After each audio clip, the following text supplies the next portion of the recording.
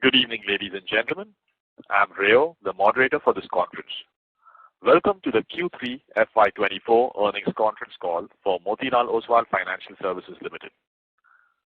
We have with us today Mr. Ramdev Agarwal, Chairman, Mr. Motilal Oswal, Managing Director, Mr. Naveen Agarwal, Director and CEO, AMC, Mr. Ajay Menon, CEO, Broking and Distribution, Mr. Ashish Shankar, CEO, Wealth Management, Mr. Sukesh Bhowal, CEO, Housing Finance, Mr. Shalibhadra Shah, Chief Financial Officer, and Mr. Chetan Parmar, Head Investor Relations. As a reminder, all participant lines will be in the listen-only mode, and there will be an opportunity for you to ask questions after the presentation concludes.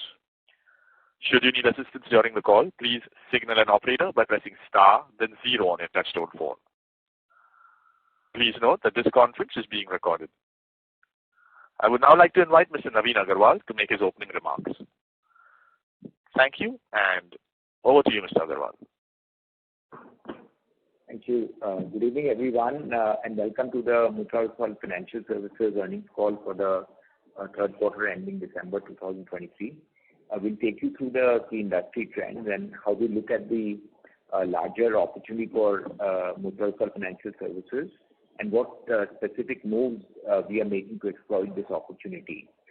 Over the last decade, India has been one of the fastest growing economies in the world, and we expect this to sustain with GDP expected to cross $30 trillion as India reaches the 100 years of milestone post-independence, as per a study done by us. The exciting news is that as a consequence of this, we expect savings to multiply from $13 trillion in the last 25 years to over $100 trillion in the next 25 years.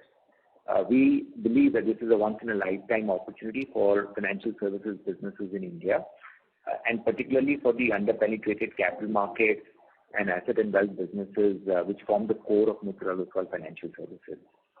For the capital market businesses, COVID-led e-KYC and digital onboarding has been an inflection point for retail participation, with Demat accounts having grown 3x in the last 3 years.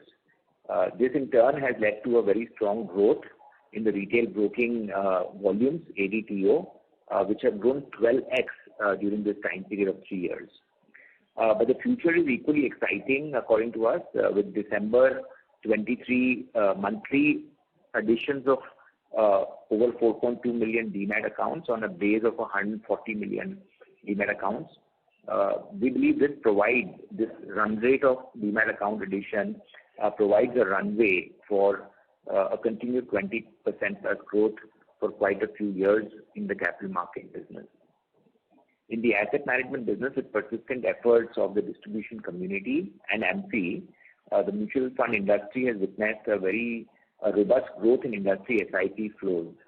In the last 7 years, the monthly SIP flows have compounded at 24% per annum from 39 billion 7 years back monthly run rate to 176 billion in the month of December 23.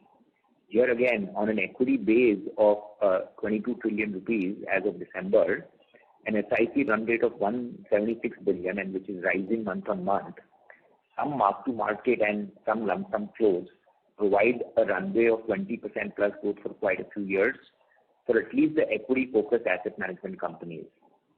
For reference, India's financial savings are at about 5% compared to 45% in the US, and India's equity mutual fund AUM as a proportion of GDP stands at 7% compared to 98% in the US.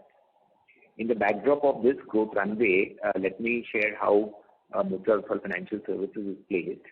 Our unique business model comprises of twin engines of our operating businesses and our treasury investment book. Our operating businesses have generated a profit after tax growth compounded for the last 10 years at 31% per annum and faster at 38% compounded in the last 4 years. Profits from our operating businesses post dividend payout of 25 to 30% are reinvested in our treasury investment book, which in turn serves as a very solid foundation to grow our operating businesses.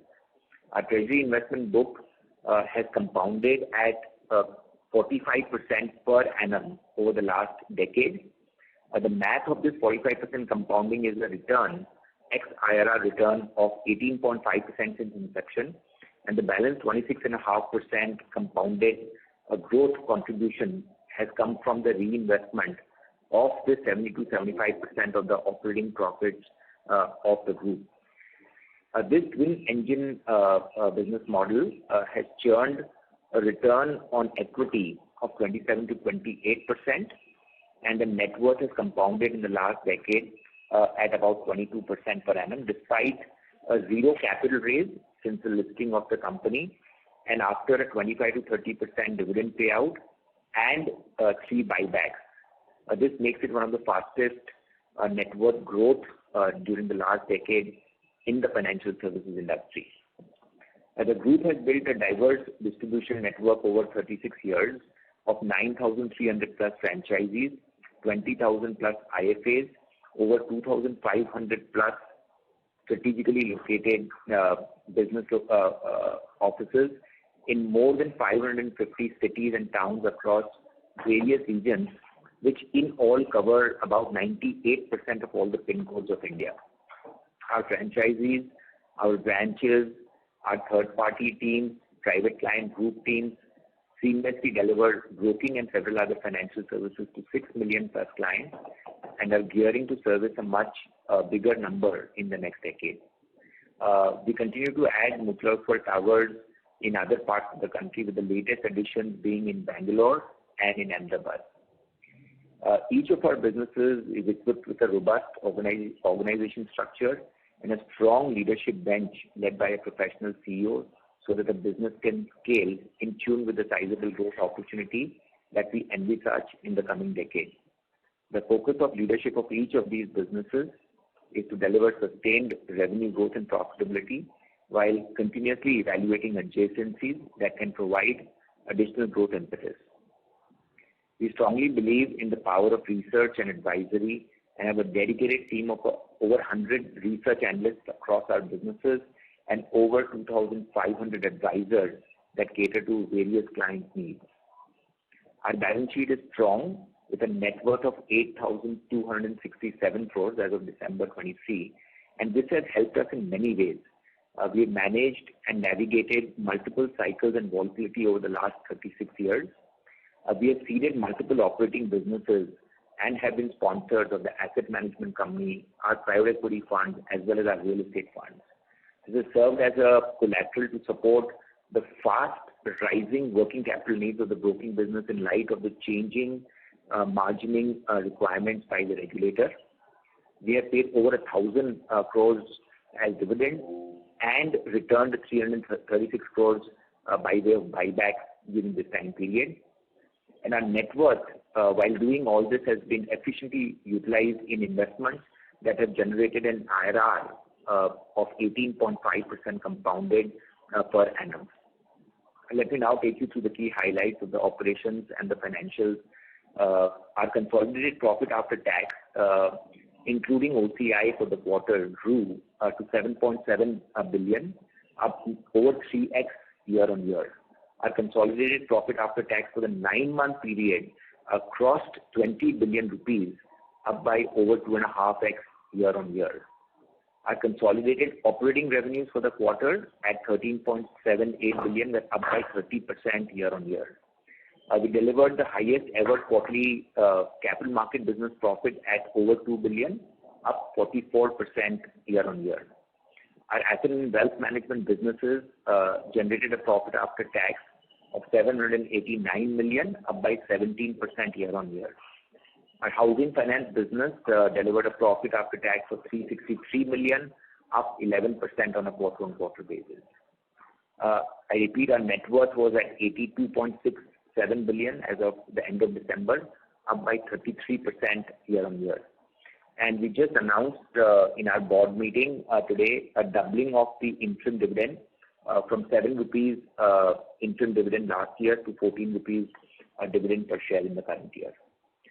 Turning to our segmental performance for the quarter, our capital market businesses, which comprise the retail broking, institutional broking, investment banking businesses, reported a revenue of 10.3 billion, up 36% year-on-year, and profits of 2 billion, up 44% year-on-year.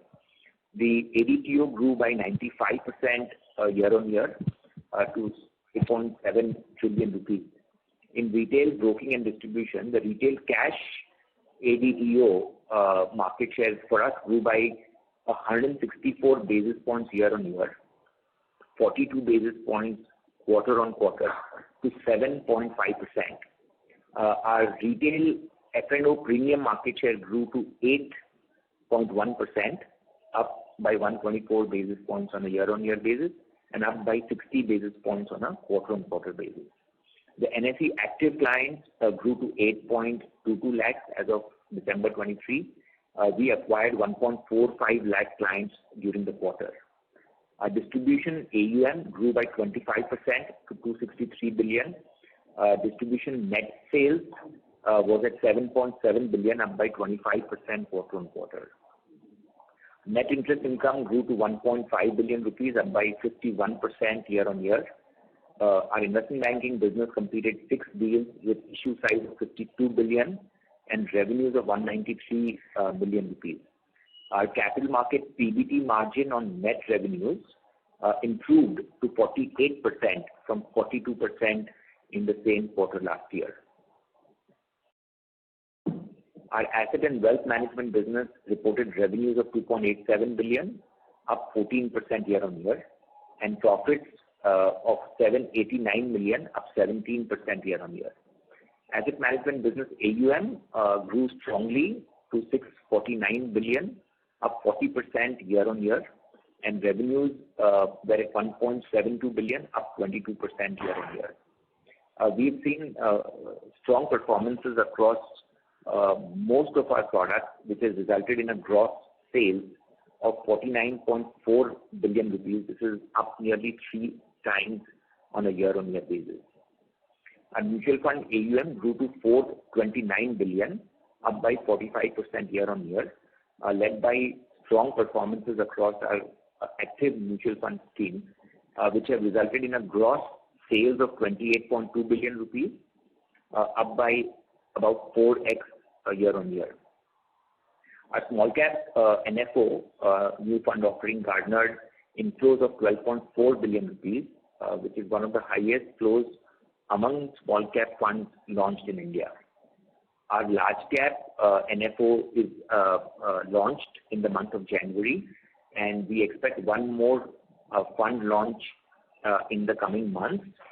Our endeavor is to increase our coverage of equity mutual fund categories of AMFI by AUM from about 45% last year to 65% at the end of these NFO launches.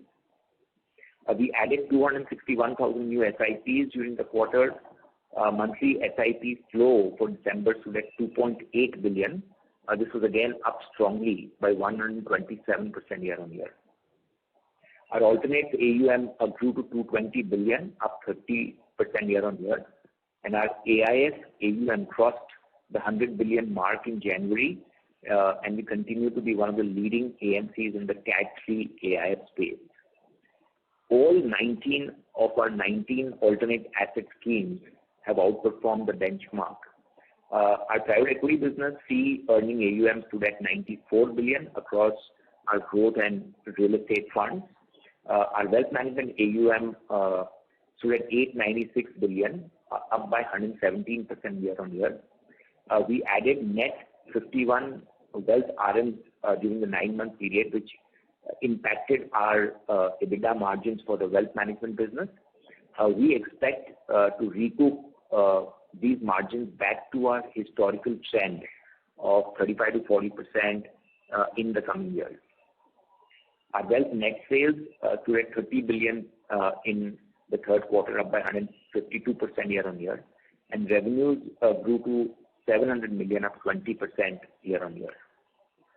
Turning to the housing finance business, we reported a profit after tax of 363 million, up 11%, AUM of 37.8 billion. Disbursements grew 22% year-on-year to 2.5 billion rupees. Net interest income stood at 801 million, up 6%. NIMs stood at 7.7%.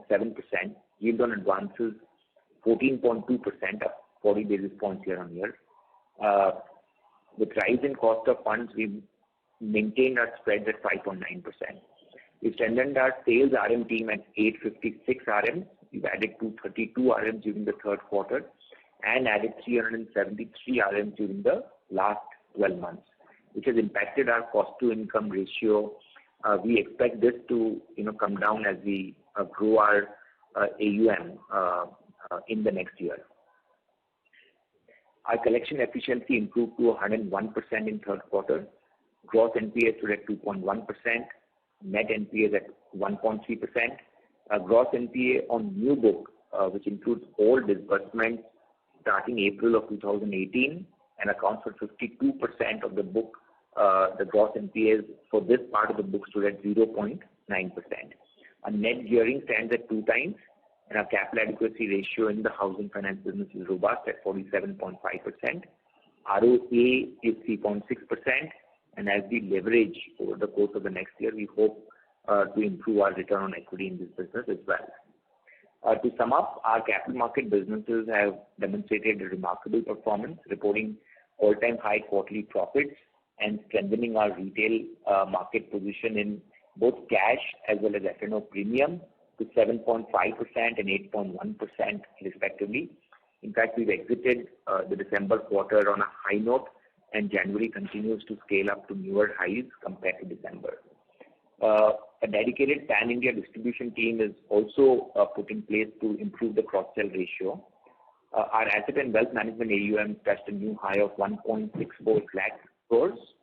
Our asset management business has seen strong improvement in performances as well as flows, and we're looking to meaningfully scale up the AUM over the course of the next year.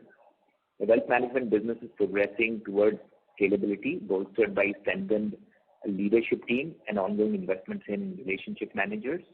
In our home finance business, we are strengthening sales force and optimizing productivity to drive improved disbursements and AUM growth in the next year. We are excited by the growth prospects offered by each of these core businesses of Motilal Oswal Financial Services over the next 3 years. With this, we are open for Q&A. Thank you. Thank you very much. We will now begin the question and answer session. Anyone who wishes to ask questions may press star and 1 on the touchtone telephone. If you wish to remove yourself from the question queue, you may press star and 2. Participants are requested to use handsets while asking questions. Ladies and gentlemen, we will wait for a moment while the question queue assembles.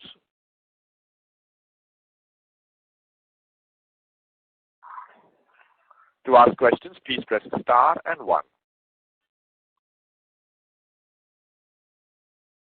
The first question is from the line of Praveen Desai, who's an individual investor. Please go ahead. Good afternoon, sir. Congratulations for good set of results. The only thing that we now expect bonus, no buyback, no further buyback. We expect from you people a bonus. It's a good way for investors to enhance their value. Sure. No, we'll definitely share your feedback with the board. That's my question. That's what we are waiting eagerly for that. We have kept this equity since long so that we can take advantage of it. Of course, you have given good buyback. It's a good thing, but bonus can increase the value of our value, enhance the value. No, sir. Thank you. Thank you very much. Sure. Thank you. The next question is from the line of Avinash Singh from MK Global. Please go ahead. Yeah, hi. Thanks for the opportunity. Great set of numbers. A couple of questions. The first one is on retail broking. So if we see, from March 22 to now, the overall client base has almost increased 50%, from like somewhere 2.8 million to 4 million. but the number of active NSE active clients have been sort of stagnant or declined. So I mean, client activation rate almost had gone down from 1/3 to 1/5. So is it to do with some kind of that the kind of clientele that came during the COVID lockdown and that period? So what is happening here? I mean, what explains this sort of a client activation rate going down? So that is on retail broking. And secondly, on the private equity side, I mean, so this IREF 2 was expected to be exited in this financial year, but now it suggests that it's going to be in FY25. So what's sort of had led to change in this plan? And also because we have a couple of more exited lined up over the next sort of 1-2 years. What are the sort of plans on the fundraise on this private equity or real estate side? Thank you. On the broking business, retail broking business front, so actually our active clients have been stable. So in fact, industry has degrown. In fact, a lot of players have reduced active clients, but our client base has been pretty stable. And our focus has been actually to add quality customers over last few quarters. And what has happened is that by doing that, our overall ARPUs have also gone up because of getting in the quality customers.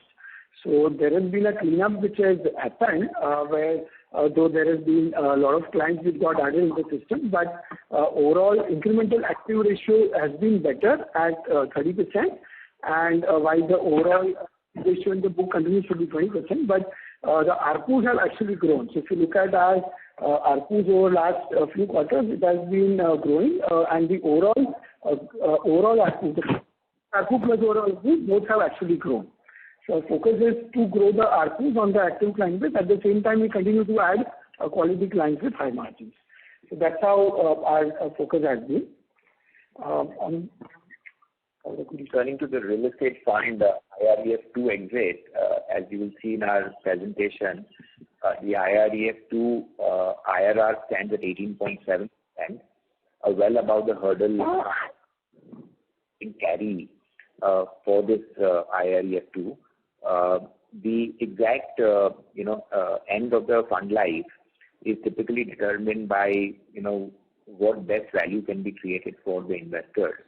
And based on our current assessment and given the tailwinds in the real estate business, we think that exiting this fund over the course of FY25, preferably in the first half, but definitely during the course of FY25, maximizes the value for the investors in IREF 2.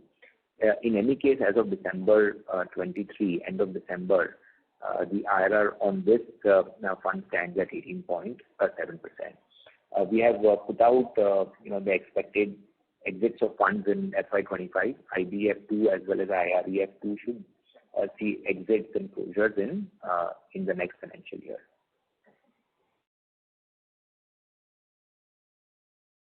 Okay. And anything on fundraise? I mean, are you anything in pipeline? In terms of fundraise? Yeah. For private equity? Yes. So the IREF 6 first close is expected in the month of January, right? In the next 1 week's time. This is a 2,000 crore fundraise plan. The final close will happen sometime in the next year, right? And next year will also mark the launch of the IBEF Series 5. Plan size? The growth fund, IBEF 5, will get launched in FY25. IREF 6 will most likely complete its fund close in FY25. We expect to close and earn carries on IREF and IBEF 2 in FY25 as well. So a lot of activity in terms of new fundraise, both on the growth capital side and the real estate side, as well as final fund closure and carry booking, both on the real estate as well as the growth fund side. Okay. Thank you. Thank you. Thank you. Participants who wish to ask questions, please press star and 1. The next question is from Rohan Advan from Prad Capital. Please go ahead. Yeah, so thanks for the opportunity. My first question is on our capital market segment. If I look at the profit growth that has come in sequentially, a large part of that is owing to expense reduction. So expenses have gone down from 780 crores to 760 crores, and that has led to PAT expansion of 20 crores. So, I mean, can you elaborate on the expense reduction? Employee costs have gone down there, other expenses have gone down. So can you throw some light on that? Yeah, sure. So if you look at the sequential quarter, so actually broking revenues have actually gone down by 8% on a sequential basis. And the people cost typically flows in the variable portion flows in line with the revenue reduction. At the same time, even our OPEX, which is our commission expense that we pay to our channel partners, that will also go down because the brokerage revenues have gone down. And even our administrative costs, so actually where there were a bulk of marketing spends and advertising spends which were done in and events and annual conferences and those spends which were hit in Q2 of this year. So a lot of these spends were not there in the Q3 of this financial year. So that is why you will see a bit of markdown on each of these expenses, largely in line with our revenues or in line with our one-time ad hoc expenses in Q2 of this year. Got it. And the brokerage expenses going down would be a function of yield that we make? No, it's a function of the sharing that we do with our franchisee channel partners. So if the top line is down, the revenue sharing will also go down, absolutely. No, I understand that. I'm asking our brokerage expenses have gone down from 582 to 536. So why is that? Yeah, so that's actually so that's on account of the actually lower volumes on our institution equity business in Q3 as compared to the Q2 numbers. So largely it's on account of our institutional volumes. Understood. And on the wealth side, we said that because we've hired RMs and there is a margin pressure initially, but we expect to get back to higher margins in the next few years. So by when can we get back to the earlier margins on the wealth side? Best guess would be in the next 6 to 8 quarters. Okay. Got it. Thank you and all the best. Thank you. Thank you. Participants who wish to ask questions, please press star and 1. The next question is from the line of Swarnabh Mukherjee from B&K Securities. Please go ahead. Hi, sir. Thank you for the opportunity and congrats on a good set of numbers. I wanted to understand on the brokerage piece. So, as you mentioned that volumes are lower in the institutional business. So, if I think about the retail business on a quarter-on-quarter basis, what are the trends there? How has been the growth, or if you could highlight the mix of broking, institutional and retail broking, and also if there was any kind of compression on the yields because of which some impact has been there on the brokerage revenue. So that is the first question. And on the second one is that your premium market share is around 8.1% this quarter. I think if I remember correctly, last quarter on a notional basis, the market share was between 4.5%. So how to read this? Why is the premium market share so significantly higher than the notional market share? Is this that your set of customers are writing more out of the money contracts, or could they be, people who will be writing these contracts? If you could highlight the reason for this. So, firstly, as far as the retail broking business is concerned, we've seen a huge pickup in volumes in the month of December, both cash and F&O side, and particularly in cash volumes, which is unique to full-service brokers like us.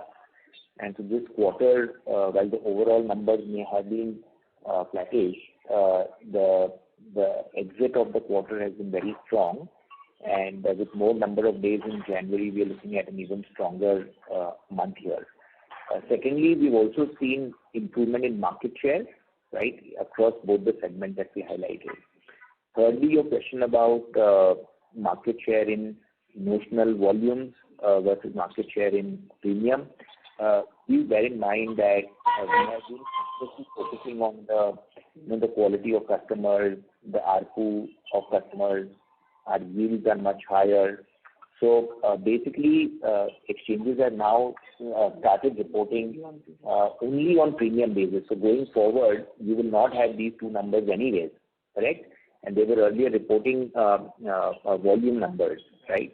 So we are very happy with any reporting of premium, and in fact, even better if the FCT data or the commission numbers are reported. We have always highlighted that given the quality of our customers, our market share will appear much higher on any of these matrices. So, so that's as far as the premium market share is concerned. This is a new data series that all brokerages will report from the December quarter onwards, right? So, yes, sir. So just to again follow up on that.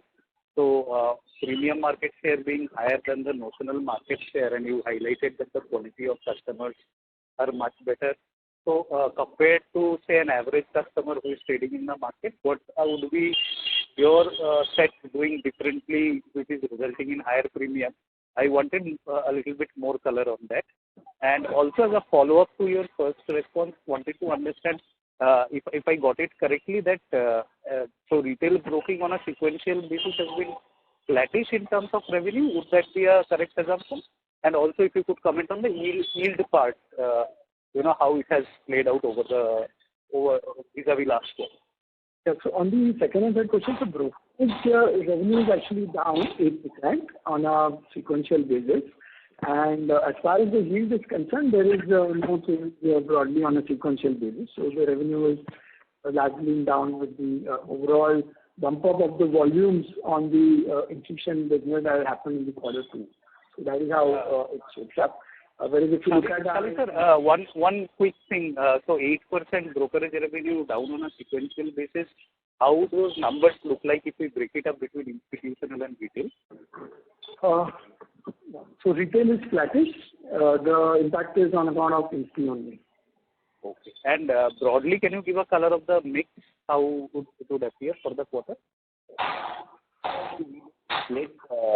The retail and institute broking Swarnab on a quarter. I mean, we haven't shared that number. We look at it as the one single broking revenue composite. We are giving you this color just because of the big growth that we saw in the institutional block volumes in the second quarter, because of which they are lower quarter on quarter, while the retail volumes are flat. Sure, got it, sir. Got it. If you could throw a little bit more, on the other question. Yeah. Yes. So as far as your question on market volume shares, so bear in mind that on most of the exchanges among the top 5 brokers, you will have a few proprietary desks and algo high frequency trading volume, right? So basically we really don't know the color and how those things really function. Our volumes are entirely agency client volumes, correct? And that itself may be one reason. Really, for whatever Motilal Oswal does, we are research and advisory backed, and hence the color of even the cash volumes that we will do and the mix of delivery versus intraday, etc., will all be different. So really, why is market, premium color so different is something that we'll have to understand, but it's not something that we focus that much on. I can really tell you, even today, a proportion of our retail broking customers who are trading options still has a lot of headroom.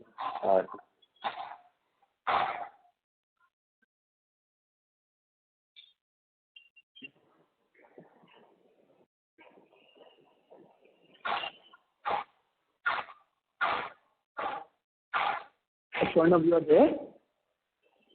Hello? Yes, Swarnab, you are there? Yeah, I lost you. Yeah. So as I said, as far as the market volumes are concerned, they would include proprietary books, etc. And hence, we don't have a real color on how those function. Our volumes are entirely client volumes, and that may partly explain the difference that you are seeing in the market shares. Understood. One more reason for the printing turnover to be more is because if you know today, every day is the expiry day. And the participation on expiry day is mainly from the retail clients. So we have more quality customers who are doing much more quality premium turnover rather than the expiry trades. So that is the reason the overall market share on the premium turnover is much more compared to the expiry date turnover. So that also makes a huge difference on the overall market share. Understood, sir. That explains it. Thank you so much. Thanks. Thank you. Thank you. Thank you. Before we take the next question, a reminder to participants that you may press star and 1 to join the question queue. The next question is from the line of Abhijit Sakare from Kotak Securities. Please go ahead. Okay, good evening, everyone. My first question is on the wealth business. So just looking for a little more color on the realization number that you reported, about 0.5%. So if you could sort of break it down in terms of, which are the major products that are getting sold here. And the other one on the wealth side was at an overall entity level or segment level, what's the double count AUM across AMC and the manufacturing, between manufacturing and the wealth business generally? Yeah, Ashish.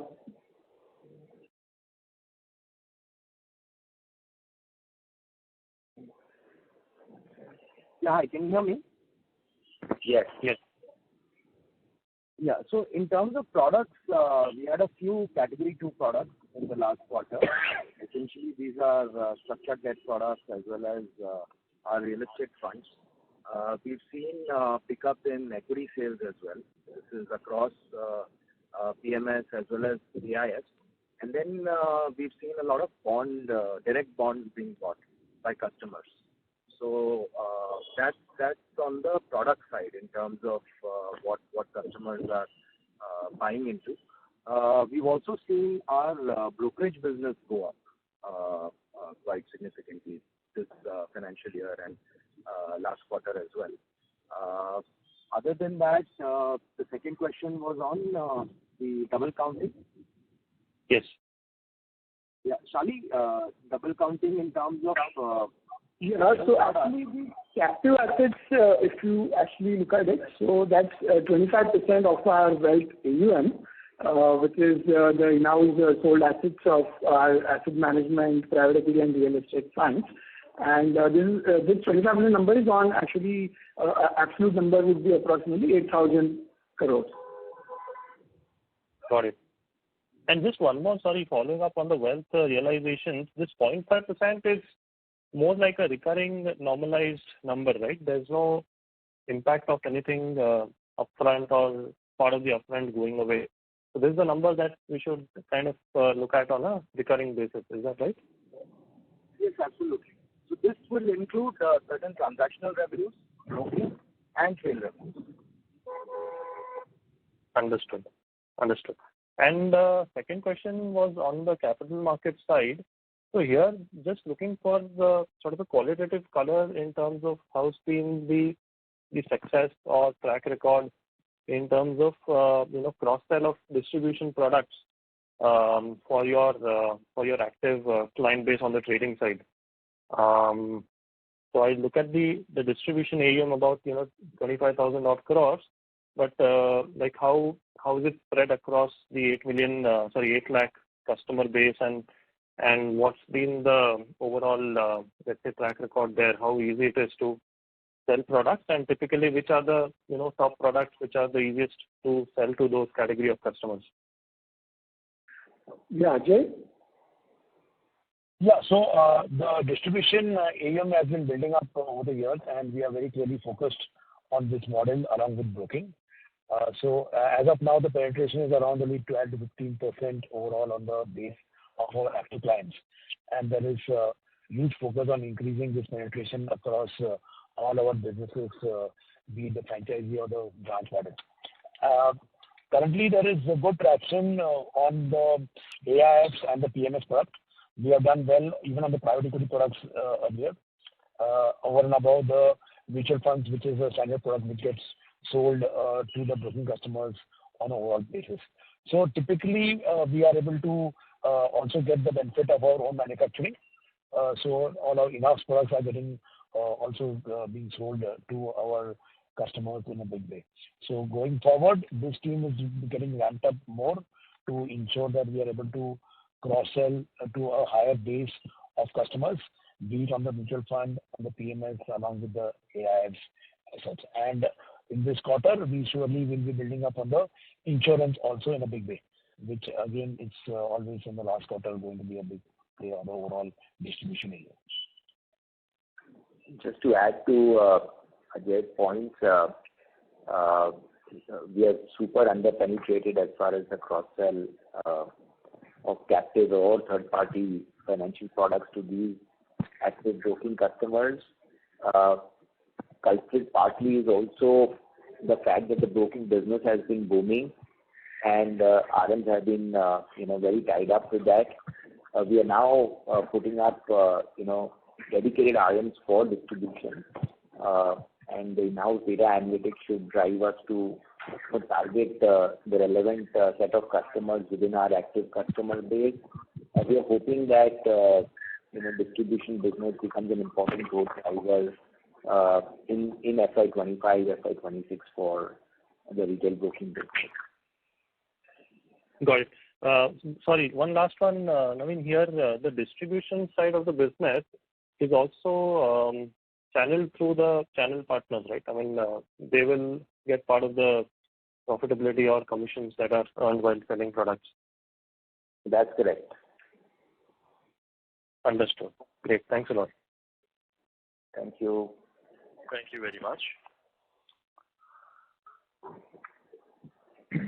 That was the last question. I would now like to hand the conference over to Mr. Shalibhadra Shah for closing comments.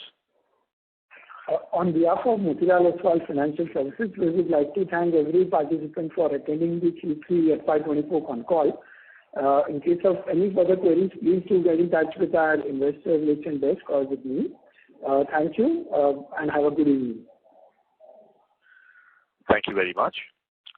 On behalf of Motilal Oswal Financial Services, that concludes this conference. Thank you for joining us, ladies and gentlemen. You may now disconnect your lines.